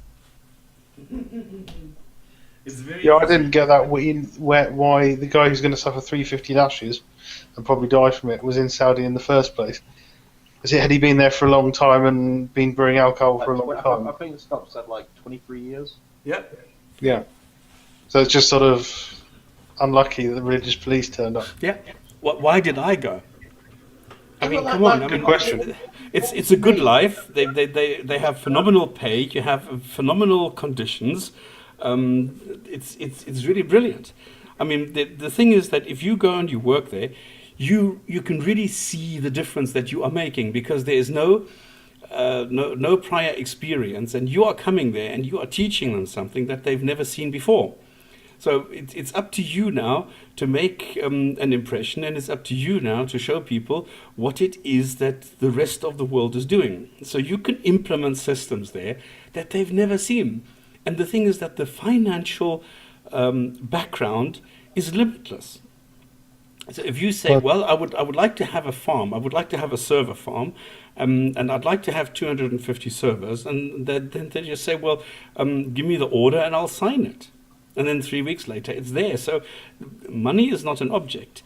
So what you want to do, you can do. You just need to argue it, and you need to show afterwards that it's going to work. And if it works, then you build up reputation, and then you can continue like this. So it's a lot of fun working like that. There's a lot of fun in showing what you can do, and you can implement your own ideas, and you don't always have to copy what others are doing, but you are free to implement whatever it is that you want to do. And this is brilliant. Plus, I mean, come on, and you're pampered. I mean, the things that you get there, you only sit in 5-star hotels. It's only this. It's only the best of the best of the best. So, you get used to that. And this is the reason why you go. And okay, yes, you hear the howling a couple of times a day, and then you wake up 4 o'clock in the morning from the okay, but you get used to it.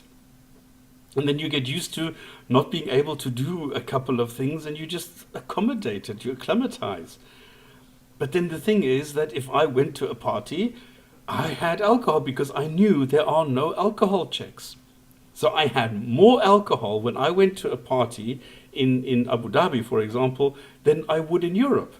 Because I must quite honestly say, because there are less people running around the roads there. You don't have bicycles, you don't have this.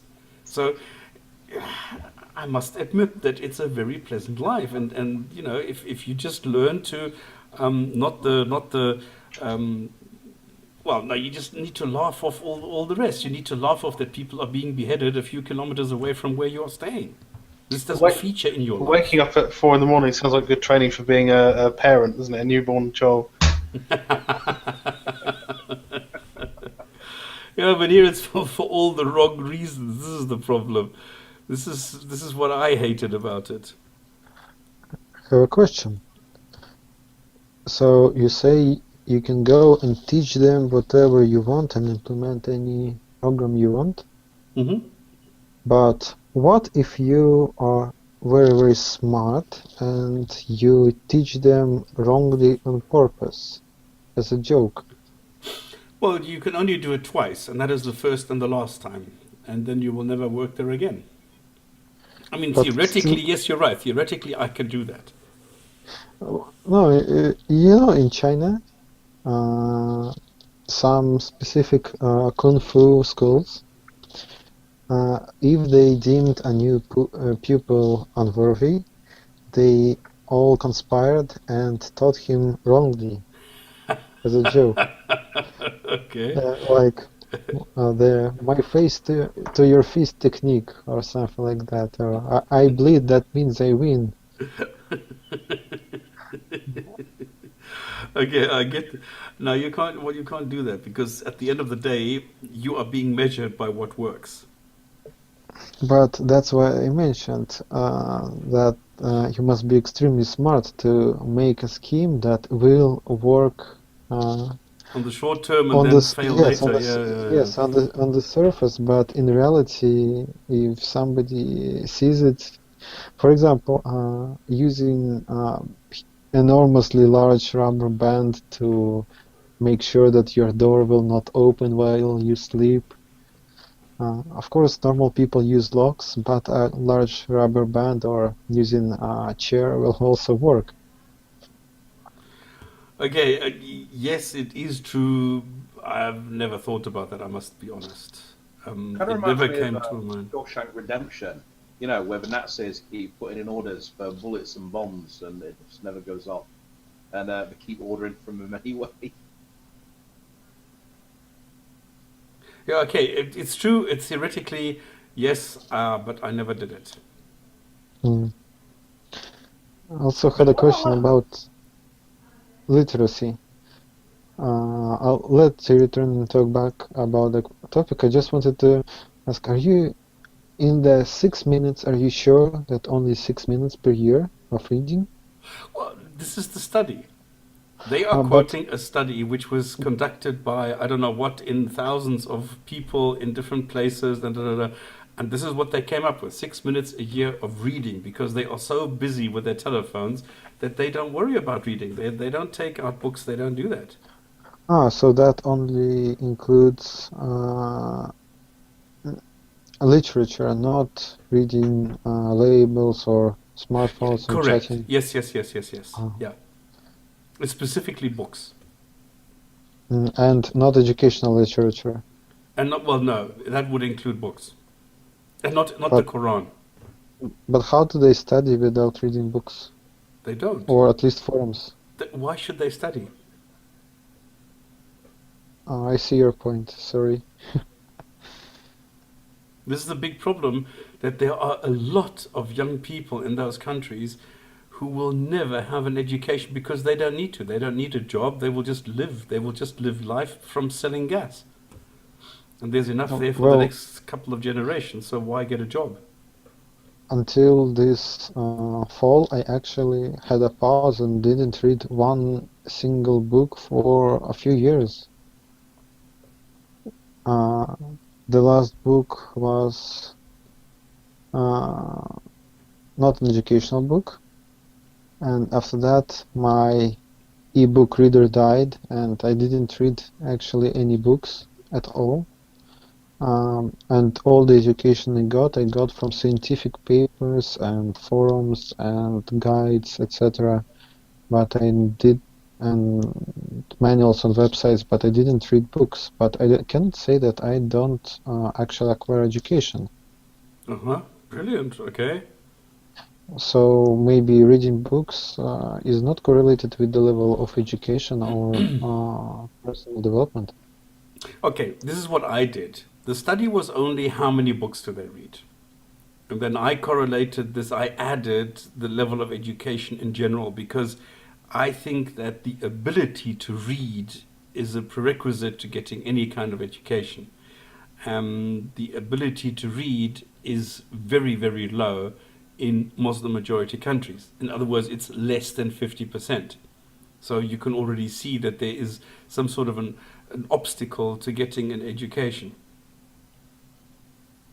Do you know what percentage of men that are literate? Because I think, like, what is it, like 80% of women are not literate? But, no, it differs. It's different. No, it's different in different countries. So, for example, in Algeria, the level of literacy is significantly higher than it is in Mali or in Bangladesh, where the illiteracy rate for women is extremely high. But, for example, in Muslim majority post-Soviet states, the literacy rate is almost 100%. Oh, absolutely, yeah. Yeah. And it does not mean automatically that they are smarter. It's just that the ability to get an education is higher than it is in countries where the people can't even read. No, I mean that it doesn't correlate with if they are Muslims or not. It correlates with the country of origin. As I said, Muslim majority countries that are post-Soviet have a very good educational background. Yeah, because people are better than their God. The thing is that if you look at the Quran says everywhere, think, get knowledge, ponder, reflect on the Quran. It doesn't tell you go out into nature and get your naturalist education. It says read what is in the Quran, ponder over the Quran, reflect what your God has given you, and that is it. It doesn't tell you to get any secular or whatever education. This is the problem. This is why a lot of people only know the Quran, and they are quite happy to leave their educational level on the level of the Quran. That's why you have, this is what I said last time with Dr. Moore. That's why so many people believe this Dr. Moore story, because they think, well, here are the scientists from the West telling us that all we need is in the Quran. So what I'm going to do is read only what is in the Quran. Well, I mean, when the Quran talks about reflecting, it's basically reflecting on the magnificence of Allah. You know, like, oh, look at the sky, look how pretty it is. Allah did that. Look at the birds. Look how they fly through the air. Allah did that. Look at that busty girl with the big tits. Allah makes them bounce, and it's just. I mean, the entire thing is just to kind of ponder and be in awe of Allah. I mean, if you actually got an education that made you question, that's just completely not what the Quran wants. Yeah. So there is a correlation between the level of education and the Quran if you go and adhere to what the Quran says. But as usual, a lot of people are better than their God, and they go and ignore what it says in the Quran. They get an education anyway, and then afterwards they try and reconcile what they learn with what is in the Quran.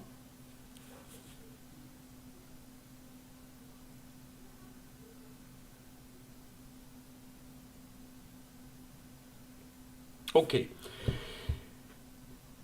Is that all? Any further questions? Yeah, I was wondering, I mean, is the... Oh, I was first there, come on. Is the EU trying to Islamise Europe? The EU is trying to Islamize Europe, yes. Because up until now I could put it down to just sheer incompetence, but they had a summit where Erdogan was there from Turkey. This is from Nigel Farage in Breitbart. No doubt the UK government will use the defence that we are not in the Schengen area, but as we know, the residents of this will be an even bigger camp at Calais. The results of this will be an even bigger camp at Calais. The possibility of Turks getting EU passports, and ultimately, when they become a full member, total free access to the United Kingdom. Those who are thinking about voting for Britain to remain a member of the European Union had better think very hard about this. About how many more schools, hospitals and houses they think it's acceptable for us to build ahead of Turkish entry. And then it says the UK referendum campaign has taken a new twist today. From now on I intend to talk Turkey. Which is quite funny to me.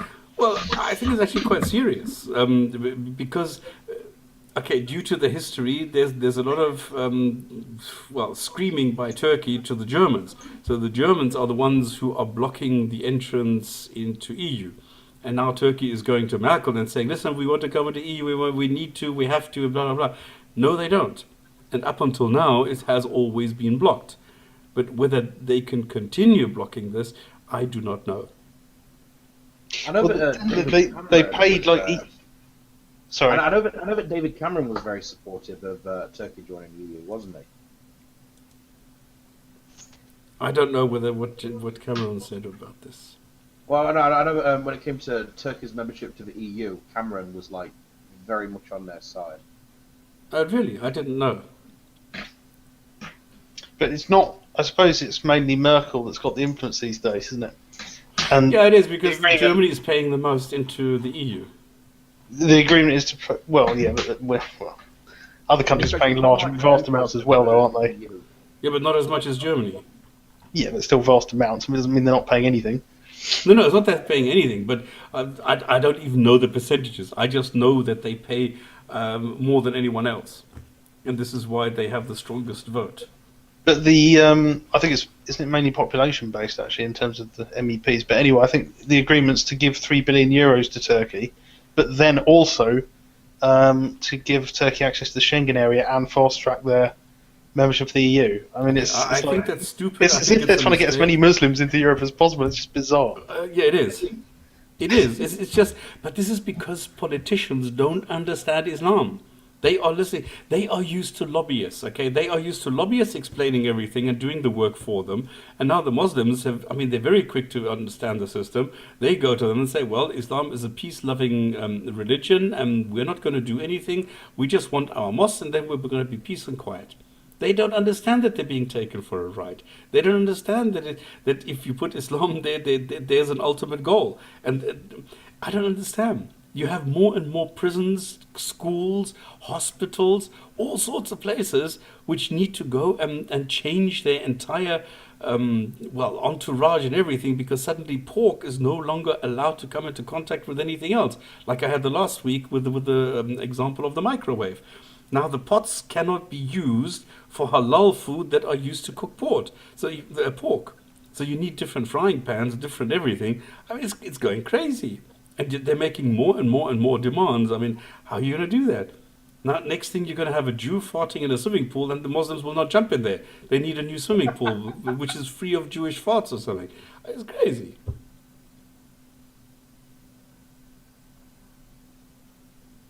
They understand everything. I doubt it. It's long term been a plan for Turkey to join the EU, but I had thought previously that the idea was that Turkey was going to adapt itself to be more in line with EU. Correct. EU, what's the word? Values, I suppose you could say. Is that your mobile? Next to you got your mobile next to your microphone or something? No, I put the mobile as far away as possible. Okay, someone's mobile. I didn't hear it. But it seems the other way around now. It's almost as if Europe's trying to fit in with Turkey, really. Or at least well, I mean, the plan was, as you're quite rightly saying, the plan was there, but it was shelved when Erdogan came and he said, well, come on, let's go back to Muslims, let's go back to Islam. That's when Europe decided, this is not for us, we're not going to have it. But now, apparently, this has been changed once again. So I don't really know, I don't understand politics, I must be quite honest. I don't understand what they're doing. I just sometimes hear this and I see the headlines and I think to myself, oh, goodness. I think with politicians, their experience of Islam and Muslims is they meet a very particular kind of Muslim. You know, they're never gonna be having dinner with Muslim that's gonna honor kill their daughter. They're never gonna be shaking hands with the kind of Muslim that is forced to wear a hijab. You know, it's a very certain kind of Muslim that politicians will ever encounter, ever. Yeah, they might be meeting Muslims who sympathise with those ideals, those ideas. Yeah, but now we come back to the problem that I outlined, like initially. You cannot criticize another Muslim, because I know that there's a politician in Germany, for example, who knows reality, who knows the agenda of Muslims, but then he is being labeled as a hater, and the other Muslims will not criticize those who say that he's a hater, because a Muslim will not, criticize another Muslim. And now we have the problem that the guy who actually understands it and who says, listen, we need to be wary of this. We need to be aware of what it is that we are doing here, and we need to look at Islam in a different way. He is being ignored because some Muslims label him a hater, because they don't understand that this is the standard tactic of Muslims to hide behind words like hater and Islamophobia and racism and things like that. They don't understand it, and this is why you get these kind of tactics. There's also the fact that jihad doesn't have to be like a war of, a conventional war. No, but who is going to explain jihad? Who is going to explain this to a German politician? Well, it can be like an internal, spiritual struggle, but it can also, I'm guessing, be interpreted as just being a demographic change over time. It can be. But if you look at there was a book written by a guy 80 years ago, which is called Mein Kampf. What does Mein Kampf mean? My struggle. So why would somebody say that when Hitler wrote Mein Kampf, this is not about a spiritual struggle? So, well, he made it relatively clear, I suppose, that his struggle was rather more militaristic. Whereas a lot of Muslims are claiming it's a spiritual thing, but then you've got, if you look over decades, you've got quite a rapid demographic change going on in Europe. Yeah. And there just seems to be so many people that don't realise it or don't realise the significance. And this is why, for example, Emirates, United Arab Emirates, they did this. They were much more clever because they issued everything on a per visa basis. So in other words, you may be getting a permanent residence, but this can be revoked. Whereas in Europe, you get citizenship. This is the problem. So if you go and you stay long enough and you actually go and speak the language, it doesn't matter what it is that you're trying to do politically, you become a citizen and then you can start voting and then you have the same rights. You don't get that in any Muslim majority country.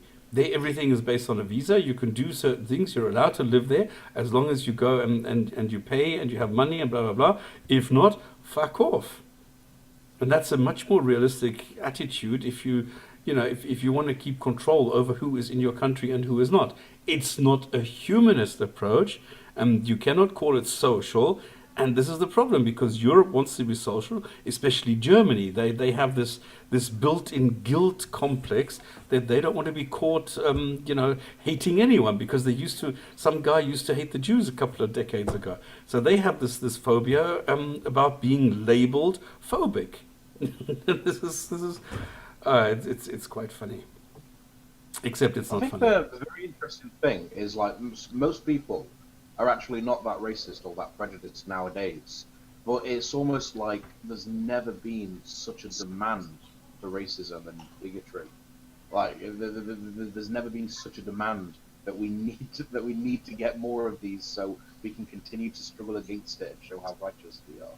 Yeah, but we had the Nazis go out. We had right wing. There were all sorts of complaints going on, demonstrations, and they had a real problem separating a pro what you call them.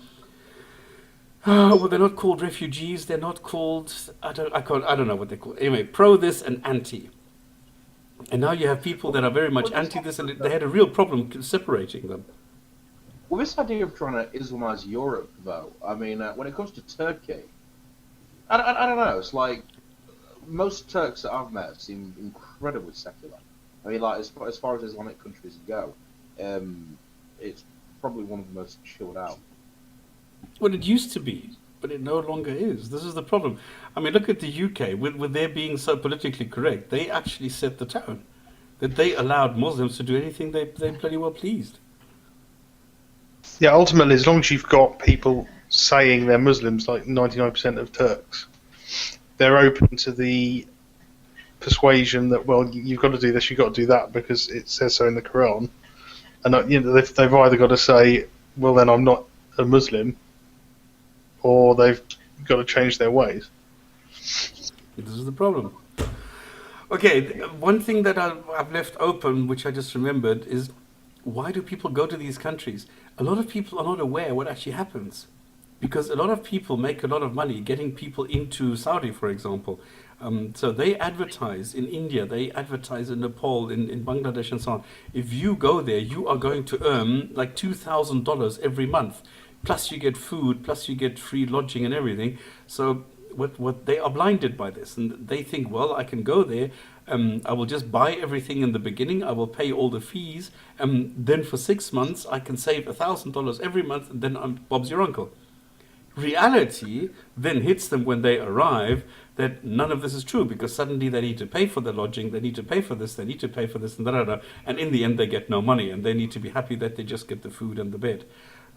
So it's a trick. So they're being conned into this. It seems to be like such widespread knowledge that if you go to Saudi Arabia to be a servant, then you're fucked. It just seems to be such common knowledge. Like, there are stories about this all the time. Like, some maid from Philippines or from India or from Pakistan has, has been raped, they've been tortured, they've been imprisoned. What's that one of the Indian one? Had a fucking hand chopped off. Yeah. But it just you hear these stories all the time. So it just seems amazing to me that people will still continue to go to Saudi to be servants / slaves. It's mind-boggling. It is. Anyway, I just wanted to finish that, so, because not everybody hears about this, not everybody knows about that. I mean, look at. I mean, come on. I remember in South Africa, blacks coming and sitting in the living room, and then the owner of the house says, "Why are you sitting in my living room?" He says, "Well, the CNA is going to take over pretty soon, and then they said that if I'm working here, I will own this house. So I'm just seeing what it's like to sit here and look at my house." And the guy said, "Do you actually believe that?" And he says, "Well, the ANC told me." He says, "Yeah, but how are you going to pay for water? How are you going to pay for electricity? How are you going to pay the rates? How are you going to pay taxes? How are you going to pay all these things?" "Oh, no, they didn't mention that. I don't need to do anything. I just own the house. And electricity, you don't pay for electricity?" "Oh, well, they didn't say anything about that." He says, "Well, who's going to do the garden if you're not doing the garden?" "Oh, well, I will have somebody working for me." Who are you going to have who's going to... they don't think about these things. And this is the same attitude that I see if you go to the poor places in India. They don't understand this. So, it's difficult. Okay, guys, then what's it now? It's 10 o'clock, so we've done quite a lot today. It's been fun chatting. There have been some potential topics for the future. And I still haven't heard. Should I do that? Is the video of the week interesting or of interest to or for anyone? Well, I know the videos of the week and the Hadith of the week. I know that's the highlight of my week. I'd actually seen the Stopspamming one. I'm subscribed to. Not Stopspamming. What I'm talking about. Dark Matter one. Okay, so should I take relatively unknown ones then? Okay, but the question remains, should I have a segment video of the week or should I scrap this completely? I'm always up for a Dark Matter video. For a what? I'm always up for a Dark Matter video. Oh, okay. Yeah, but if you're always up to, then you subscribe, then you know this one. So I need to find more obscure ones, and then should I go and advertise them beforehand so that we can discuss it during the show, or should I do it the way that I'm doing now, just explain what it's all about? No. Did you ever show part of that one I gave the link for? What was it? How to Academic video for Hamza Solstice.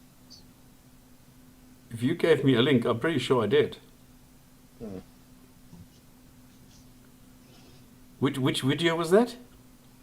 It was that woman, the PhD academic, who was and I think it was like, what was it, like a 12-minute video, and it was like how to academic video for Hamza Solstice, where she just spends about 12 minutes and some seconds just going over and over why everything he says is stupid, why his arguments are flawed. And she's like, okay, as someone in this profession, if you came up to me and you're like, I would not accept this. And it was actually quite an informative video. Oh, goodness, I don't remember this. I probably did, but I can't remember where, how, or what. Because I'm sure that I've seen it. It sounds familiar. Which it wouldn't be if I hadn't watched it, but I can't remember whether I actually brought it on the show and whether we discussed it here. This I need to pass. I don't know. I don't remember. Yeah, it would actually be a good video for discussion. Okay, but then again, my question is, do I go and put this up on a Wednesday to give people a chance, or should I count on the laziness of people and just go through it over here? I think that where's my noise? Where's my noise? Where's my noise? Here. I think it's please know that there's about 5 or 10 second delay between me. Okay. So anyway. Yeah, but not in the Hangout. But I think that it's better to put up the link to the video beforehand and then explain it and discuss it together. Okay. So, because maybe some people could actually watch the video and have some input or contributions before the explanation. Maybe at the end of the show. What actually How might to be a good Academic? idea is, Yeah, Chris just put the link in. How to Academic by Chris. Yes. And this is quite nice. I like her style, where she showed what a stupid what a stupid idiot this sources is, and she takes him apart very, very slowly and in a very beautiful manner. Absolutely, yes. Yeah, I was the one that gave that. I remember you said that you'd never Yes. heard it before. Yeah. Kind of brilliant. And I did watch it, and now that I see it, yes, I did. One of the things I would give a suggestion for is maybe like a day or two before the show actually starts, like on Twitter. Or Well, that's what I just said. Yeah. You actually just kind of put what the subject matters will be, and then if anyone actually wants to actually look up what exactly is going to be spoken about. Well, to be honest, I sometimes don't know 2 days before what we're going to speak about. It depends on what kind of a week I'm having. Ask Ike. He always has a heart attack because he can't do the Hadith of the week because I hadn't remembered of doing this. Because I'm a lazy bastard. Come on. Ah, goodness. Okay, let's try it. I'll find one for next week. I'll see what I can come up with. Is there any specific wish that I should go and cater for? I have one. There was I can't remember I could look it up, but there's a hadith which talks about it talks about this bloke, and he's kind of like nattering with his wife, and he says something about like oh, you know what, you're not as pretty as Muhammad's wives, so I'm not gonna blah blah blah, and but there was something about women in Medina, like I think it was something like you're back talking to me, like you're from Medina or something. I can barely remember the context. It was it was just quite interesting though, because it was it seemed to suggest that there was a real difference between the society that Muhammad was getting in Mecca versus what was happening in Medina. Like different attitudes, things like that. And it made me think of something that I'm fairly certain I remember Clinshaw saying about 2 years ago. Something about how the women in Medina, or at least the higher class women, were very resistant to Muhammad's new religion and his religious laws, because they would be worse off under the new system than they would be in the previous system. And now, you do appreciate that there's something like 70,000 hadiths. How do I find that? I can add you on Skype if you want, and then I can link it you if I find it. Yeah, do that. Okay, well, I'll add you on Skype then. All right. Now we've been talking about hypocrisy and dress code, and so. What do you do if you're a Muslim and you want to dress appropriately? So here's a fitting hadith from Bukhari, from Sahih Muslim, from all sorts of things. And Ike has done his usual magic, and he is going to present this now because I cannot get the sound to work properly on a Hangout. So he agreed that he will do it. Here's the hadith of the week.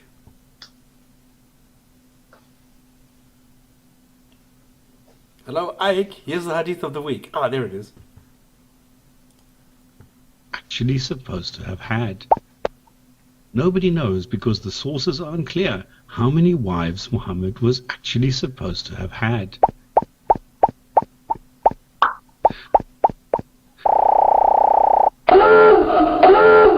So, because he favored Aisha in Bukhari 23, 93, 24, 42, and so on and so on, it says that Muhammad favored Aisha and gave her more time and presence, and his wives complained and sent one of them with this message to Muhammad. And he said to her, "Do not injure me regarding Aisha. The revelation does not come to me when I am in the garment of any woman except Aisha's." Sahih Muslim is even more explicit, and in 44, 72, 59 and so on says he was with Aisha in her robe. So Muhammad was a cross-dresser.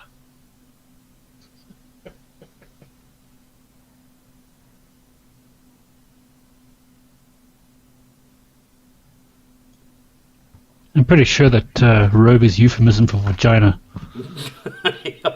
Could be. But it's quite interesting what people say. And come on, and people like Tsortsus want to elevate these hadiths to revelation. I've got to hand it to you, these get more crazy every week, somehow. I'm sorry. Should I find a normal one again? No, keep them crazy. I quite like the puss-licking one. The which one? The puss-licking one. It's a hadith that says that it's very popular on Umar form, and it's this hadith that says if a man was covered in sores and had like pus and shit coming out of them, then a wife could lick up the pus from her husband, and she still hasn't fulfilled the rights that her husband has. I've seen this. I think it's the same hadith that says that if women were allowed to commit shirk, then they should bow to their husband as like bowing to Allah. Yes. Nice. Who can make this up? Amazing. Okay, guys, that's it for today's Gin and Tonic show. I wish you well, and we shall meet again next week. I will see that I can put everything together, and then 2 days before I'll find something to say about this and present a video. Thank you very much for joining us. If you do want to join again, just go and click on live. No, not click on. Enter into your browser live.godless.ch. If you want to chat here and discuss something, if you want to make suggestions or anything, go and type in Hangout. Nobody knows because the sources are unclear. Hangout.godless.ch. And if you go and want to watch something that you've missed, then you go to archive.godless.ch. And of course, if you want to go and watch what Ali has said so far in the form of hadith, you go to HotW, which is the hadith of the week, HOTW.godless.ch. Thanks, guys. See you next week. Bye-bye.